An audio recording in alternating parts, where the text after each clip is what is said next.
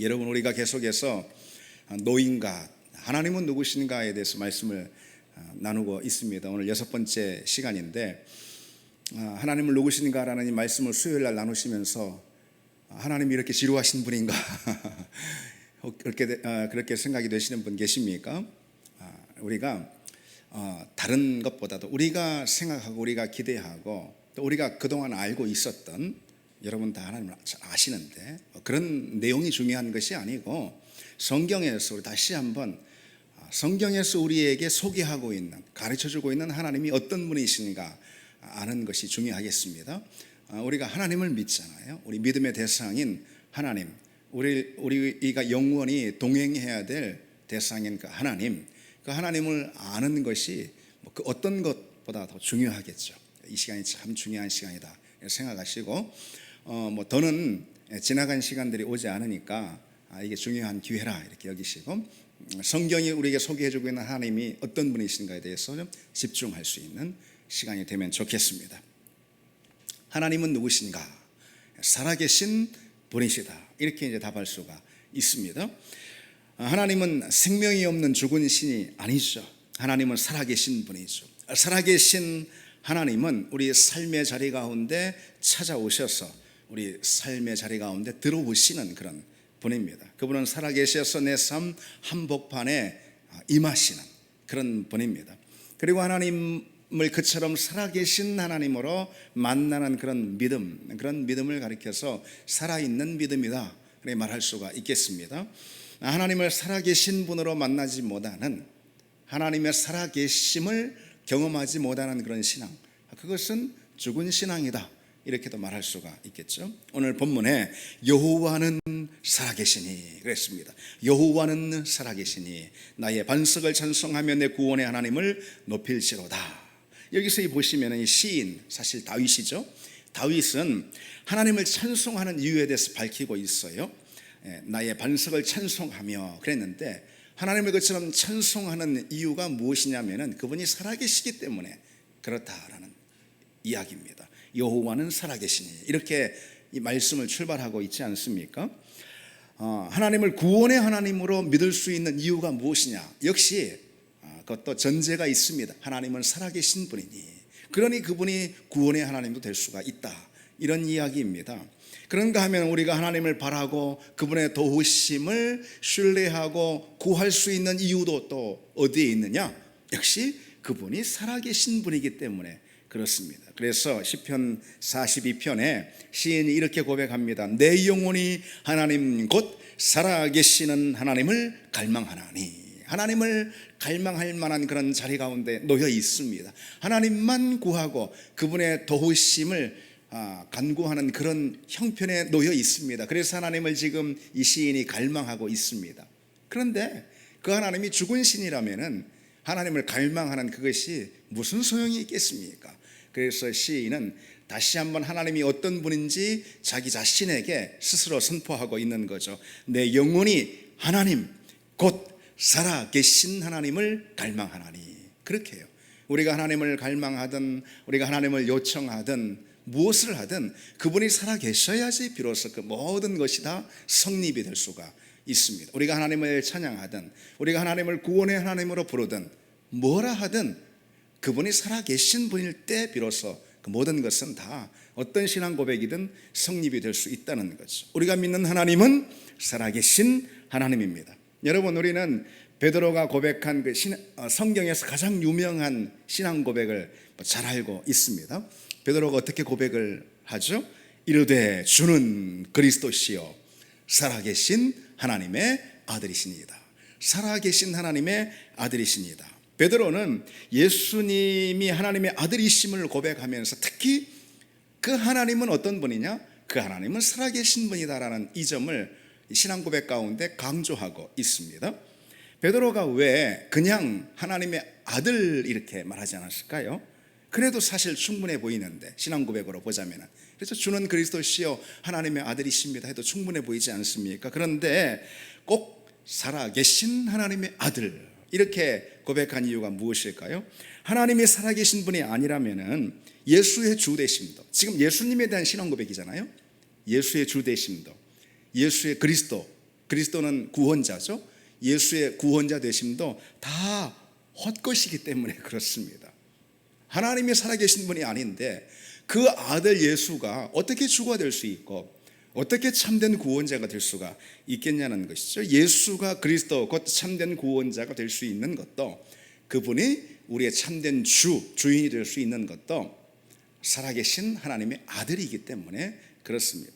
하나님의 하나님 되심, 그것은 그분이 살아계시기 때문에 그런 것입니다. 하나님이 온 땅을 다스리시고 세상 한복판에 역사하시고, 그리고 그분이 이 땅을 다스리시는 그 모든 근거가 되는 것, 그분이 살아계신 분이기 때문에 가능하다는 거죠. 하나님이 우리 가운데 찾아오신 분인 이유, 우리 가운데 어떻게 찾아오실 수 있죠? 그분이 당연히 살아계신 분이니까 찾아올 수가 있는 거죠. 하나님이 우리를 구원하실 수 있는 것, 사랑하실 수 있는 근거도, 함께 하실 수 있는 분인 이유도 다 어디에 있는가? 그거는 마땅히 그분이 살아계신 분이기 때문에 그렇습니다. 그래서 여러분, 우리가 지금까지 창조주 하나님, 영원하신 하나님, 그리고 또 다른 하나님에 대한 이야기들 많이 나눴잖아요. 그러니까 하나님에 대한 신앙 고백은요, 다 이것이 전제가 되어 있어요. 기본적인 전제인 거예요. 하나님은 살아계신 분이다. 살아계신 분이니까 그분이 지존하실 수도 있고, 그분이 영원 불변하실 수도 있습니다. 하나님과 우상은 어떻게 다를까? 성경이 가장 분명하게 하나님과 우상을 가르는 그 지점은 무엇이냐면요, 하나님은 살아계신 분이다, 우상은 죽은 신이다. 왜 하나님이 참된 분이시냐? 하나님은 살아계신 분이니까. 왜 우상이 헛되고 거짓된 것이냐?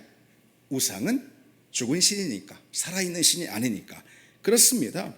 우상이 거짓이고 헛된 신인 이유, 죽은 신이기 때문에. 하나님이 참된 신인 이유, 그분이 살아계신 분이기 때문에. 그것이 하나님과 우상의 가장 중요하고도 결정적인 차이인 거죠. 살아계신 하나님은 죽은 우상과 또 어떻게 그럼 다르겠습니까? 하나님은 살아계시기에 그분의 백성들 가운데 찾아오시고 역사하십니다. 그리고 그 역사가 다 진실되고 참된 것입니다. 하나님이 살아계시기 때문에 아브라함에게 찾아오셔서 아브라함을 먼저 택하시고 부르신 거죠.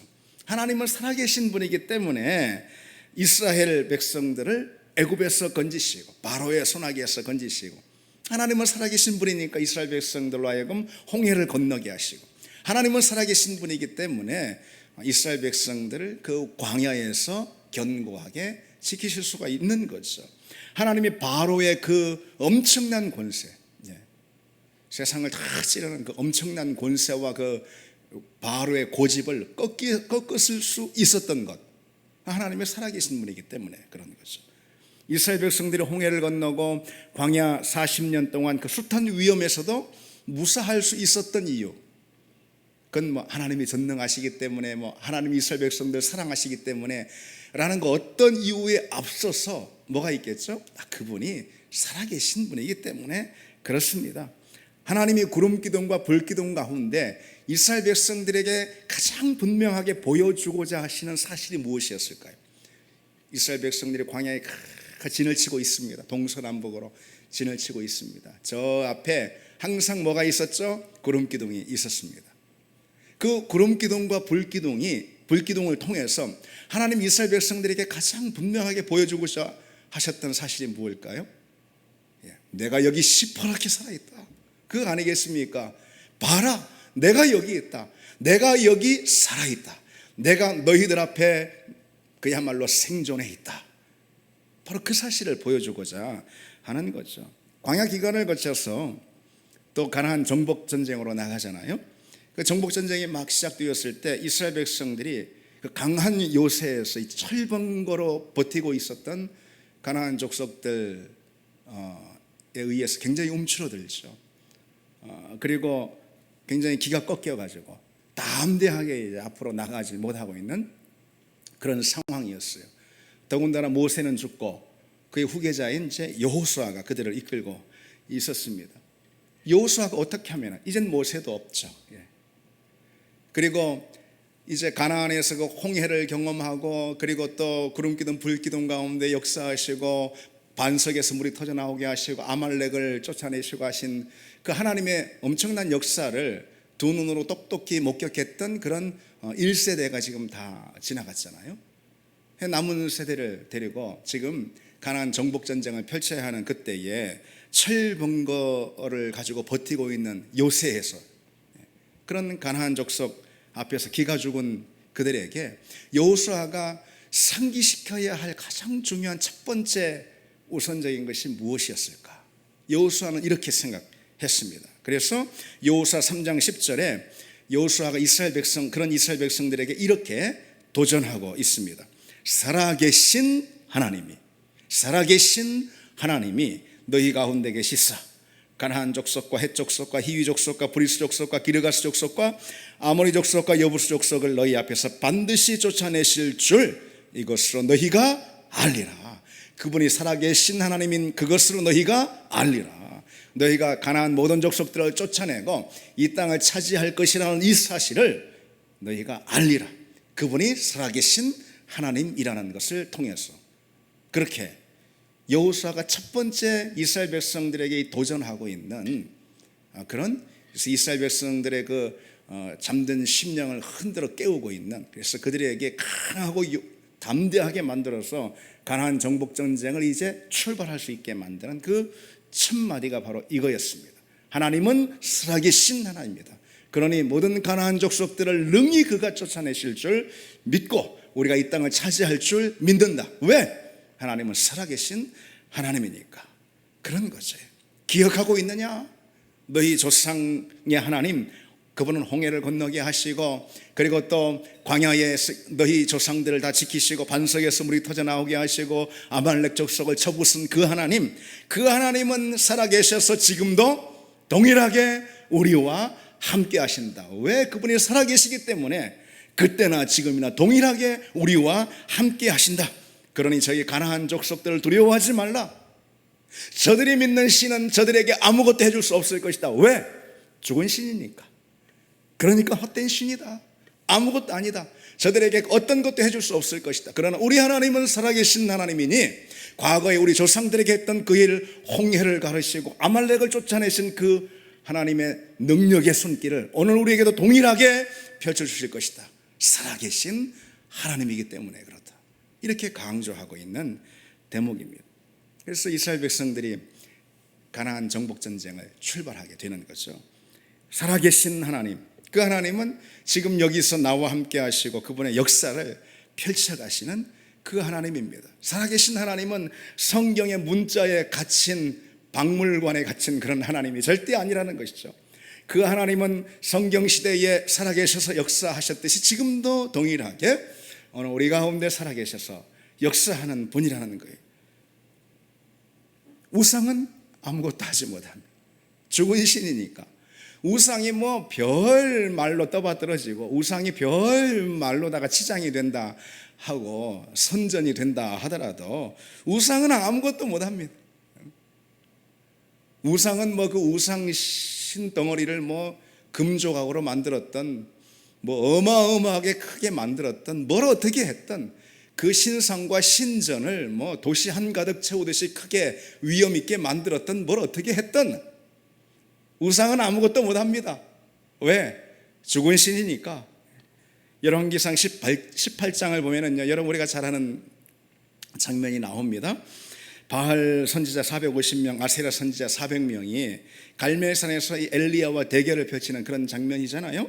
이스라엘 백성들이 거짓에 넘어가가지고 바알과 아세라 신에 현혹이 돼가지고 그런 참 이스라엘 백성들의 역사 가운데 그런 상황이 있었습니다. 그래서 얼마나 딱합니까?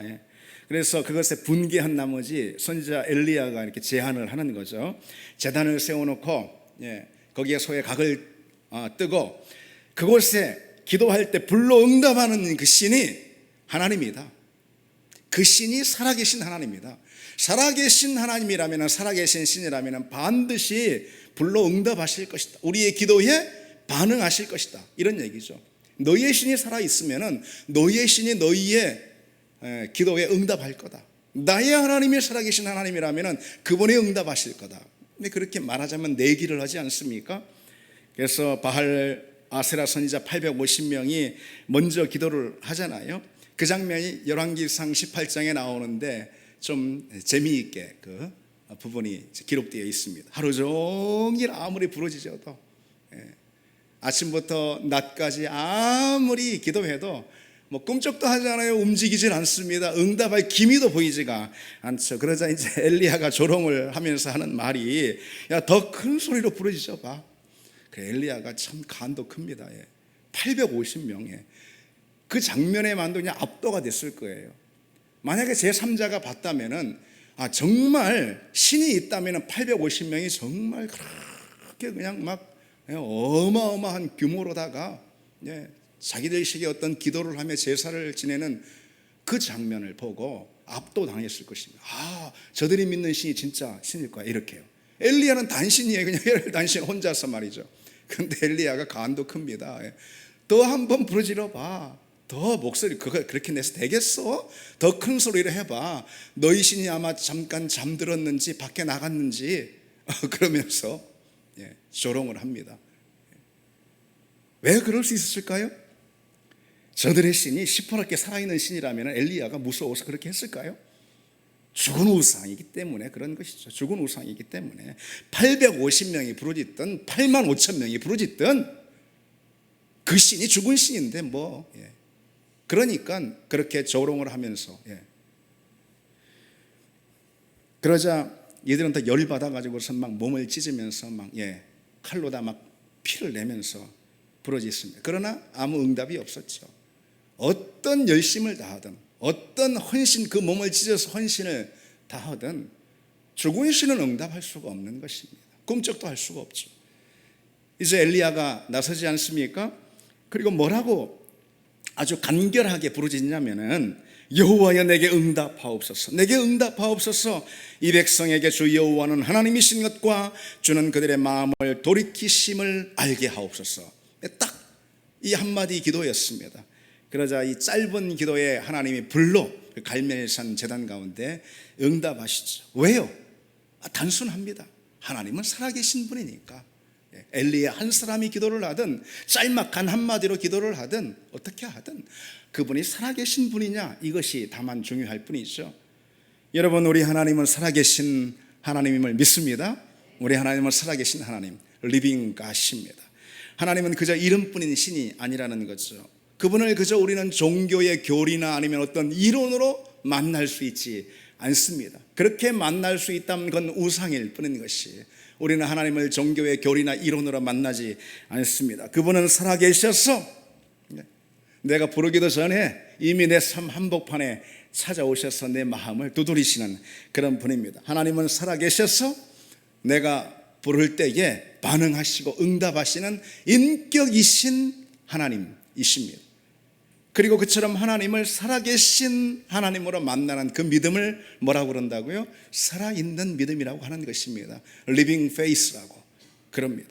우리 기독교 신앙, 우리 그리스도인의 믿음은 Living faith, 살아있는 믿음입니다. 그러지 않을 수가 없어요. 왜? 믿음의 대상이 살아있는 하나님인걸. 믿음의 대상이 살아계신 하나님인데 우리 믿음이 어떻게 죽은 믿음이 될 수가 있겠습니까? 우리 믿음은 살아있는 믿음이 될 수밖에 없어요. 여호수아에게 하나님은 살아계신 하나님 리빙 갓이었습니다. 엘리야에게 하나님은 살아계신 하나님 리빙 갓이었어요. 그래서 그들의 신앙은 리빙 페이스, 살아있는 믿음이 될 수가 있었습니다. 다윗의 신앙도 한번 여러분 생각해 보십시오.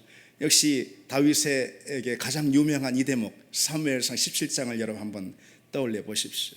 오늘 이 시도 다윗의 시거든요. 여호와는 살아계시니, 여호와는 살아계시니. 이것이 다윗이 어디 책에서 공부한 내용입니까? 아니죠. 어디 무슨 비문에서 본 내용입니까? 아닙니다. 다윗이 만난 거예요. 다윗이 체험한 거예요. 다윗의 간증입니다. 여호와는 살아계시니 나의 반석을 찬송하며 내 구원의 하나님을 높일지로다. 그분은 살아계셔서 내게, 다윗에게 반석이 되어주셨고 다윗에게 구원으로 찾아와 주셨어요. 살아계신 하나님을 다윗은 경험했습니다. 다윗에게 하나님은 살아계신 하나님이었죠. 반면에 그 당시 많은 이스라엘 백성들, 그들도 하나님의 백성이었는데 그들도 믿음의 사람이라고 그렇게 칭할 수 있는 사람들이었는데 안타깝게도 그들은 하나님을 살아계신 분으로 만나지도 못했고 믿지도 못했습니다. 그러니 블레셋이 이스라엘을 쳐들어왔을 때 다들 두려워서 그냥 오들오들 떨고만 있었잖아요.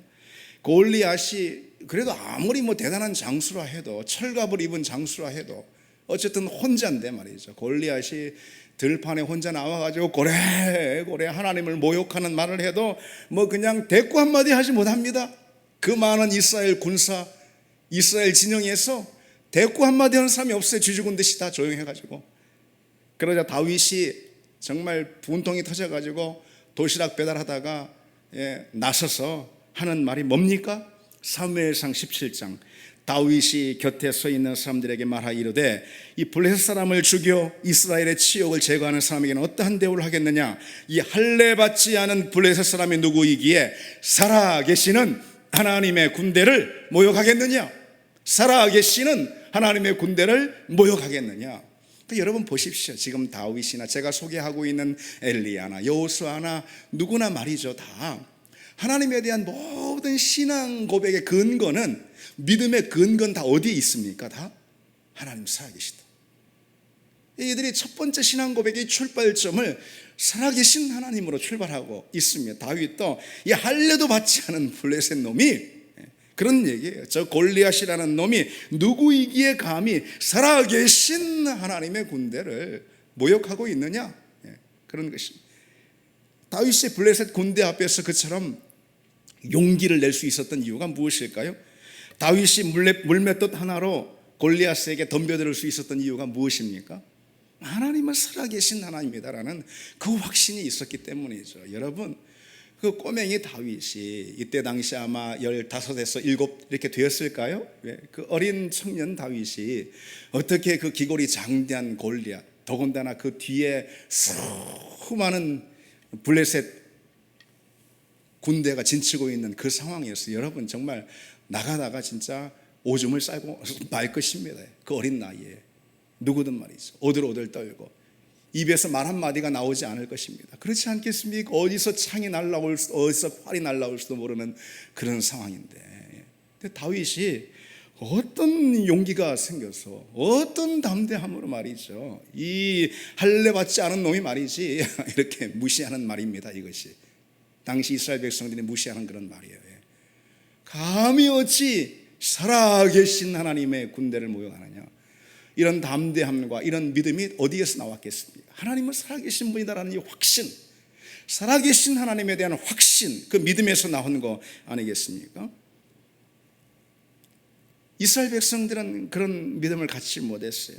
이스라엘 백성들은 마치 하나님이 죽은 하나님인 것인 양 그들의 전쟁과는 전혀 무관한 어떤 그런 신호로 말이죠, 그렇게 여기고 있는 거 아닙니까 지금? 근데 다윗은 자기 동료 이스라엘 백성들의 그런 신앙의 태도에 대해서 도저히 그걸 이해할 수가 없었던 거죠. 다윗 입장에서는 상상도 할 수 없는 그런 믿음의 태도인 거예요.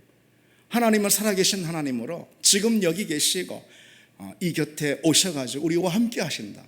이것이 다윗의 확고부동한, 그 무엇도 흔들 수 없는 그런 믿음입니다. 다윗은 이것을 사실로 확신했습니다. 그 하나님은 모든 만사에 관여하시고 개입하시고 그 뜻대로 주장하시는 그런 분, 그리고 어제나 오늘 지금도 동일하게 살아계셔서 그렇게 일하시는 분이라, 이런 믿음이 다윗에게 있었죠. 그런 다윗의 믿음을 가리켜서 살아있는 믿음이라고 하는 것입니다. 살아있는 믿음을 가지고 있었어요. 그처럼 여러분, 이 살아있는 믿음에는 아주 중요한 특징이 있습니다. 우리 믿음이 진짜 살아있는가, 이걸 확인해야 되지 않겠습니까? 여러분 믿음이 살아있습니까? 살아있습니까? 나의 믿음이 진짜 살아있는 믿음인가? 다시 말해서 나는 하나님의 살아계심을 믿느냐, 이거예요. 그것은 나는 하나님의 살아계심을 지금 믿고 있느냐, 그 하나님의 살아계셔서 오늘 나의 하나님이 되심을 나는 믿고 있느냐, 나의 믿음은 살아있는 믿음이 되고 있느냐.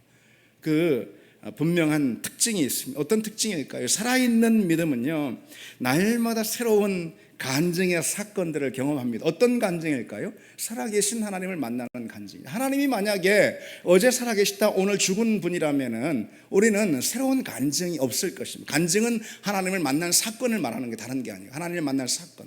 그렇죠. 어제는 살아계셨지만 오늘은 계시지 않은, 출애굽의 역사 가운데는 기가 막히는 손길로 기적으로 그들과 함께 하셨지만 오늘은 죽으신, 아니면 저 목사에게는 살아계실지 모르지만 나한테는 죽은, 저 권사님한테는 살아계신 하나님일지 모르지만 오늘 나에게는 미동도 하지 않는 그런 하나님이라면 날마다 새로운 간증의 사건이 우리에게 있을 수 없겠죠. 그러나 출애굽의 역사 가운데 그 놀라운 손길로 그들과 함께 하신 그 하나님, 다윗 가운데 함께 하신 그 하나님, 초대교회 성도들 가운데 성령의 역사로 생생하게 함께 하신 그 하나님, 그 하나님이 살아계셔서 오늘 나와 함께 하신다면, 그런 믿음이 있다면 당연히 그것이 믿음일진데, 그렇다면 여러분, 우리는 날마다 새로운 믿음의 간증들을 갖게 됩니다. 하나님 만남의 사건들이 우리에게 있다 이 말이죠. 살아있는 신앙은 늘 살아계신 하나님을 늘 삶의 시간 속에서 새로운 삶의 자리에서 만나는 그런 간증들이 있습니다. 믿음은 여러분 무슨 신조도 아닙니다. 제의가 아니에요. 무슨 예식, 종교적인 예식, 그런 거하고는 하등의 관계가 없습니다. 여러분, 하나님께서 아브라함에게 맨 처음 찾아왔을 때 아브라함이 무슨 종교적인 예식을 드리고 있었습니까? 무슨 제의를 드리고 있었습니까? 그런 거 아니잖아요. 아브라함이 하나님을 만났습니다. 그냥 살아계신 하나님께서 아브라함을 찾아오셨습니다. 그것이 아브라함에게 생생한 믿음의 사건, 간증이 되었습니다. 바로 그것이 우리 믿음은 그런 겁니다. 믿음은 살아있는 체험이에요. 한마디로 늘 어제 다르고 오늘 다르고 내일 다르고, 그러나 동일하고 변치 않는 그 하나님의 손길을 경험하는 그런 늘 새롭고 신비로운 체험, 그것이 바로 믿음입니다. 그래야 믿음이 살아있다는 것을 말해주는 거죠. 하나님은 살아계셔서 오늘 우리 삶의 자리에서 어제와 다른 새로운 역사를 일으키시는 분입니다. 따라서 살아있는 신앙은 어제 그대로의 신앙일 수가 없어요. 하나님은 어제나 오늘이나 동일하신 분이지만은, 하나님은 어제 우리의 삶 가운데 하신 그 손길로 오늘 우리에게 역사하실 때 오늘 우리는 또 새로운 믿음으로 빚어지기 때문에 새로운 삶의 현장과 또 상황 가운데 그 하나님의 손길과 은혜를 만나기 때문에 오늘 나는 새로운 하나님, 살아계신 새로운 손길을 만나게 되는 것입니다. 그래서 늘 우리 신앙은 신비롭고 또 늘 새로워지는 그런 경험이 우리에게 있다는 거죠. 그래서 우리 신앙은, 다시 말해 살아있는 신앙은 어제의 신앙 그대로일 수가 절대로 없다는 겁니다. 여러분 아시겠죠? 여러분 아시겠죠? 오늘은 또 다른 하나님의 손길을 경험하는 것입니다. 하나님의 사랑을 또 다른 칼라로 우리는 또 만나게 되는 것이고, 우리 신앙은 새로운 맛을 또 경험하게 됩니다. 그 하나님이 이루시는 신비를 새롭게 오늘은 만나게 되고요, 그 역사에 우리가 참여하게 됩니다. 그래서 살아있는 신앙은 늘 새롭습니다. 여러분 신앙생활 한 10여 년 했더니 딱 그래, 예배 몇 번 드려봐 다 그래. 예배가 어떤 예배 앞에 찬양이 있잖아. 그 다음에 설교 시간이 있고 말이지. 그 다음에 마지막에 축도로 끝나다 똑같아 예배. 여러분 그런 분 아닌 줄 믿습니다. 여러분들이 우리의 예배가 어제의 예배일 수가 없어. 오늘의 예배가 어제의 예배일 수가 없습니다. 오늘의 기도가 똑같은 동일한 기도의 제목과 마음의 소원으로 하나님께 나가는 자리라 하더라도 어제 무릎 꿇은 그 기도의 시간이 될 수가 없습니다. 하나님은 동일하신 분이라 하더라도, 우리는 동일한 기도의 자리에 나간다 하더라도 그 하나님의 역사를 경험하는 그 신앙의 경험이 그분이 살아계신 분이기 때문에 늘 새롭고 늘 더 큰 살아있는 역사를 또 신비를 맛보게 되는 그런 자리일 수 있다는 거죠. 그래서 여러분 우리 신앙생활은 늘 흥미진진할 수밖에 없습니다. 지루한 건 신앙이 아닙니다. 그래서 여러분 딱 이렇게 아주 굉장히 쉽게 그리고 또 피부로 와닿게 설명할 수가 있습니다. 진짜 신앙은 뭐냐? 이렇게 말이죠. 지루하지 않은 것이 신앙입니다. 지루한 건 신앙이 될 수 없어요. 물론 우리가 무슨 놀이를 할 때 지루함 이런 걸 떠올려서는 좀 곤란하겠지만은요. 예. 마치 이런 것처럼 말이죠. 예. 신앙생활 별거 있어 이렇게 말하는 것처럼 말이죠. 예배가 다 그게 그 예배고 다 그게 다 똑같은 것이, 기도가 다 별거 있겠어 다 똑같이. 기도 안 해봤어? 기도 안 해봤어? 기도 안 해본 사람 있어? 그건 신앙이 아니라는 것입니다. 그런 지루함이 파고든 그런 자리는 결코 살아계신 하나님을 만난 신앙 아닌 거예요. 그건 하나님을 죽은 하나님으로 섬기는 죽은 믿음일 뿐인 것입니다. 신앙에 전혀 진보가 없고 또 신앙에 전혀 새로운 맛이 없는 거죠. 그건 죽은 신앙을 보여주는 가장 이렇게 피부로 와닿게 설명할 수 있는 내용이라고 볼 수가 있습니다. 신앙생활 결코 지루하지 않습니다, 여러분. 살아있는 믿음은 늘 살아계신 하나님을 만나기 때문에 그분이 이루시는 역사가 늘 신비롭고 늘 새롭습니다. 늘 기대가 됩니다. 예상치 못합니다. 하나님은 우리 뜻보다 훨씬 더 크신 분이잖아요. 그 하나님이 놓을 수 있는 이 수는 우리가 계산할 수 없는 그런 수란 말이에요. 여러분 장기판이나 바둑판을 떠올려 보실 때 감히 꿈에도 상상할 수 없는 그런 수를 놓으시는 분이라는 거죠. 그분은. 그러니 그것이 얼마나 기대가 되고 얼마나 예기치 못한 그런 상황들이 우리에게 펼쳐지고, 우리는 기도하면서 이만큼을 기대하는데 하나님은 상상도 할 수 없는 수를 놓으시기 때문에 우리 신앙의 자리에 새로운 길이 펼쳐집니다. 우리를 그렇게 인도하시는 분 앞에서 우리는 사실 어쩌면 우리 이성의 어지러움을, 우리 생각의 어지러움을 느낄 수가 있습니다. 그런 하나님이시라는 것이죠. 그래서 우리 신앙생활 늘 긴장이 있고요, 여러분. 맞습니까, 여러분? 맞습니까? 늘 새로운 신비가 열리고 드라마틱합니다. 흥미진진합니다. 여러분 신앙이 그렇습니까?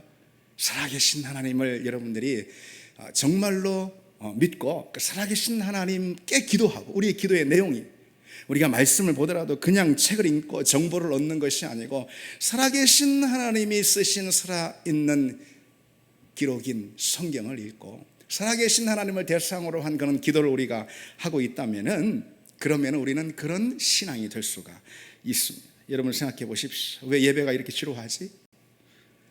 신앙생활이 왜 이렇게 재미없어? 그래서 요즘 블레싱데이 하려고 그러는데 잘 소개를 못 하겠어요, 하나님을. 재미없는 하나님을 소개를 못 하겠어요. 물론 그런 분 안 계시죠. 그건 죽은 믿음이라 그렇습니다. 늘 그저 똑같고 맹숭맹숭한 그런 신앙. 기도를 해도 예배를 드려도 성경을 묵상해도 어떤 기대나 흥분이 우리에게 없다면은 그건 참 안타까운 일입니다, 여러분. 왜? 하나님 우리 신앙을 그렇게 디자인하신 분이 아니기 때문에, 그렇게 하실 수도 없는 분이에요. 그분은 왜? 그분은 죽은 하나님이 아니라 살아계신 하나님이기 때문에 우리 신앙을 절대로 그렇게 이끄실 수 없는 분입니다. 그거는 우리 신앙은 절대 그렇게 될 수가 없습니다. 우리 신앙에는 늘 새로운 기대와 흥분이 우리에게 찾아오고 그런 하나님의 손길을 경험하게 됩니다. 살아있는 신앙은 말씀을 매일의 사건으로 또 경험하고, 우리가 그 말씀에 순종할 때 정말 새로운 하나님의 은혜, 상상도 하지 못했던 그런 하나님의 인도하심 우리가 받게 됩니다. 그러니까 하나님의 말씀 안에 우리가 들어가면은 그 말씀에 상상도 할 수 없었던 그런 새로운 은혜를 또 누립니다. 왜? 하나님이 살아계신 분이기 때문에 하나님의 그 말씀도 살아있거든요. 그래서 우리가 잘 아는 히브리서 4장 12절에 하나님의 말씀은 살아있고 alive라고 되어 있습니다. 하나님의 말씀은 살아있고 활력이 있어 그랬잖아요. active라고 되어 있습니다. 하나님의 말씀은 alive, 그리고 active하다 그랬습니다.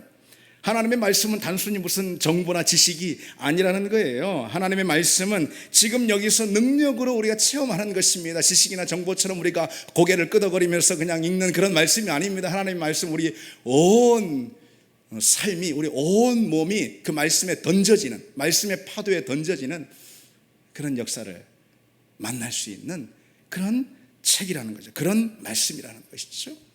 기도 역시 마찬가지입니다. 여러분 모든 종교에 다 기도가 있어요. 지난주 주일 말씀도 우리 기도에 대해서 살펴봤는데 모든 종교 기도 없는 건 없어요. 무신론자도 기도를 믿습니다. 그러나 중요한 건 그런 게 아니에요.